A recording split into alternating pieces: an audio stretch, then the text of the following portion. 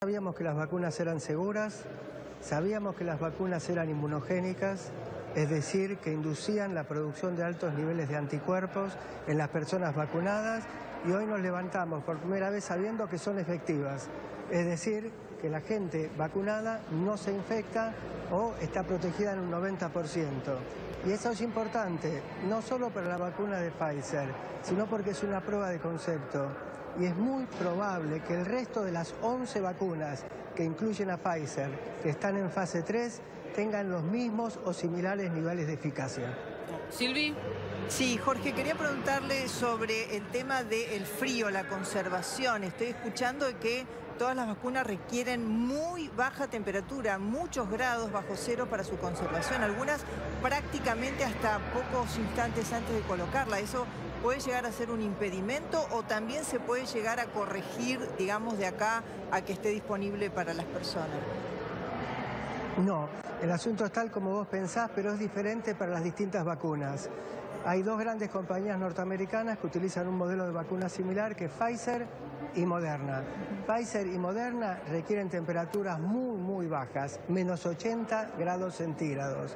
Eso en Estados Unidos no es un problema, en Argentina puede complicar la distribución.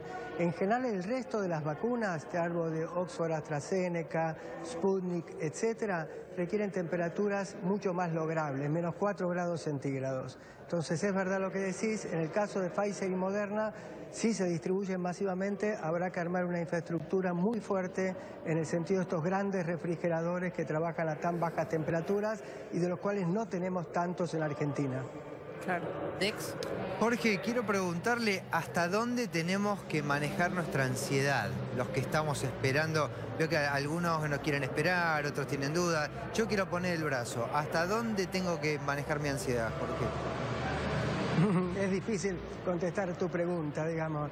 Realmente si uno ve lo que está pasando en Europa ahora con esta segunda ola, 70.000 nuevos casos en Francia en un solo día, nuevamente las terapias saturadas, yo no te puedo dar un consejo en cómo manejar la ansiedad, porque a mí también me contagia la ansiedad en el sentido de que ver bien lo que pasa en la fase 3, por eso es tan importante, y que posiblemente tengamos para fines de diciembre o más probablemente para mediados de enero ya unos cuantos lotes de millones de vacunas, con la convicción de que yo creo que cuando se revelen las fases 3 los resultados van a ser similares, 80 o 90% de protección y muchísima seguridad.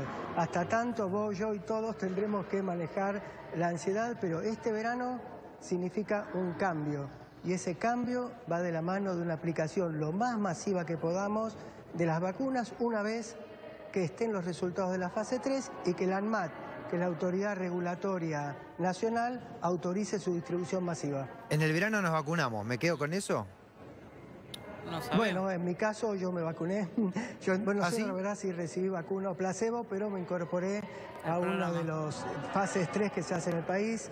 Ya se hizo la de Pfizer en el país con 4.500 o 5.000 dadores, una parte de la fase 3, en total fueron 45.000 en todo el mundo.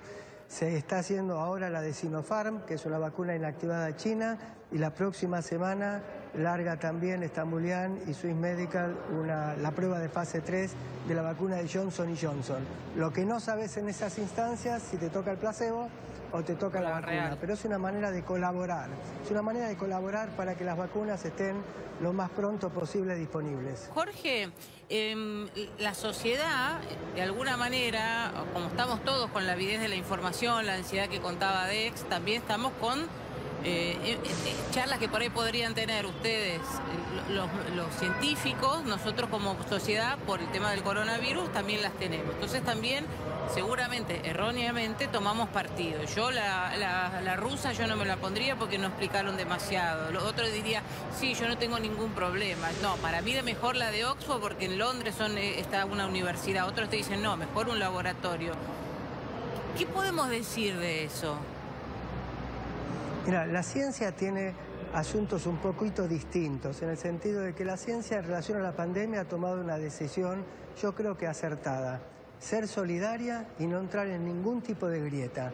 La ciencia, los científicos y la colectividad médica. Si vos tomás, por ejemplo, los reparos en relación a la vacuna Sputnik, que es la que tendríamos algunos millones de dosis, si yo comparo Sputnik con Oxford AstraZeneca, la estructura de las dos vacunas es muy parecida. Trabajan las dos sobre la base de adenovirus. Y ambas, AstraZeneca y Sputnik, publicaron sus resultados en las principales revistas. En el caso de Sputnik, Lancet, resultados de fase 1 y resultados de fase 2, y ahora están trabajando, al igual que el Pfizer, para revelar los primeros datos de fase 3. Es decir que yo creo que este conjunto de 10 u 11 vacunas, si vos me preguntás en mi caso, yo me aplicaría cualquiera de ellas con total tranquilidad. Claro. Es un dato importante, Jorge, el que decías, porque si bien el objetivo de todas las vacunas claramente es el mismo, sobre todo para nosotros los usuarios, está bien el dato que adelantabas recién. La estructura, ¿son parecidas para ustedes que lo miran con microscopio? ¿Son similares cómo están trabajando? No, mira, no son similares. Son muy distintas, todos apuntan a lo mismo. Si vos ves el dibujito del virus, vas a ver esas espículas que protruyen del virus. Nuestro objetivo es atacar esa espícula, porque es por donde el virus penetra. Pero la estructura de las vacunas es absolutamente diferente. Pfizer y Moderna usan un pedacito de ácido nucleico, mientras que Oxford AstraZeneca, Johnson & Johnson, Sputnik y CanSino, que son otras 4 top vacunas, utilizan adenovirus en el cual insertan un gen. Y otras 2 vacunas, que son Sinovac y Sinopharm, de origen chino, utilizan el virus enterito inactivado por tratamiento químico. Tienen una estructura absolutamente diferente, pero los resultados que se han obtenido en fase 1 y en fase 2, ya publicados, muestran expectativas similares. Son todas seguras y son muy inmunogénicas. Inducen la producción de altos niveles de anticuerpos. Jorge. ¿Qué tal? Buen día. Una consulta. En lo que tiene que ver con lo que se le había cuestionado en su momento de Sputnik y demás, de que no se había comunicado bien el desarrollo de la vacuna, no se habían publicado los pasos en las revistas internacionales. Ahora, ¿todo ese camino se puede desandar? Es decir, ahora la comunidad internacional, una vez que se empiecen a probar las vacunas, ¿se puede desandar todo ese camino que no se hizo en el principio y así sacarle ese halo de misterio que tiene esta vacuna en particular? Bueno, muy buena tu pregunta. Yo creo que hay que desandar. Sputnik tomó más tiempo en publicar los resultados de fase 1 y fase 2. Pero cuando yo veo la publicación en Lancet, publica hace 2 meses en la revista Lancet. Lancet es la revista más importante de medicina a nivel mundial junto con el New England. Y vos ves los resultados son francamente comparables. Y lo que están haciendo en fase 3, con una fase 3 de 40.000 personas, es el mismo número de personas que utilizó Pfizer, que usó 43.000 personas en la fase 3. Entonces yo creo que sería muy positivo desandar ese ideario colectivo que se ha armado un poquito y atenernos a las evidencias médicas y científicas. Ambas indican que este conjunto de 11 vacunas, incluida la Sputnik, es absolutamente confiable hasta el momento. Tenemos todos muchas preguntas. Los adenovirus que hacías referencia, Jorge, que se utilizan en otras vacunas, son, por ejemplo, vacunas de calendario que nos damos, ¿cómo hay otras también, como cuáles? Se trabaja sobre adenovirus. ¿Qué tipo de vacuna que conocemos del calendario puede ser?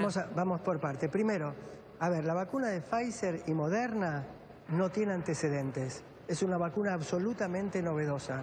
No había ninguna vacuna ARN como la que está sacando Pfizer y Moderna. Estas 4 que te menciono, entre ellas AstraZeneca, Sputnik, etcétera, se han usado esas construcciones. ¿Para qué se han usado? En grandes trials de vacunas. Primero, para intentar desarrollar vacunas para HIV, y fueron decenas de miles de personas vacunadas. Y después, cuando hubo 2 brotes, el brote de ébola en África y el brote de MERS, que es otro coronavirus en Arabia y algunos países del Oriente Medio. Entonces, hay experiencia y han demostrado ser seguras. Con la de Pfizer y Moderna, la experiencia anterior fue 0, pero la verdad que el camino que han desarrollado ha mostrado que son seguras y que realmente con el dato de hoy, que es una fiesta el dato de hoy, van a demostrar que son exitosas. Seguridad, pero el tema es eficacia también. Ahora, fase 3 lo que está explicando es básicamente eficacia, porque a veces no sabemos, vos tenés muchos anticuerpos y sin embargo te podés infectar también. Acá lo que estamos viendo es que hay una correlación. Si vos tenés una muy fuerte respuesta de anticuerpos, no te infectás. Lo demostró Pfizer y yo creo que en las próximas semanas los van a demostrar varias de las otras vacunas que están en fase 3. Es un momento muy bueno para la pandemia desde el punto de vista de empezar a construir una inflexión. Sí. Silvia, y después Dex. Sí, Jorge, quería preguntarle a propósito de esos informes que hay de los resultados de las pruebas de las vacunas, porque incluso, por ejemplo, se apuntaba con respecto a Sputnik que no había información sobre la aplicación en grupos de riesgo, como que se había aplicado en gente joven, en un rango de edad. ¿Qué se sabe a propósito de esto y si las otras vacunas sí tienen información sobre esto? No, en general las fases 3 se aplica a personas. Por ejemplo, las fases 3 no están cubriendo menores de 18 o 17 años. Población pediátrica no la están cubriendo. Bien. Así que va a tener que haber una extensión para eso.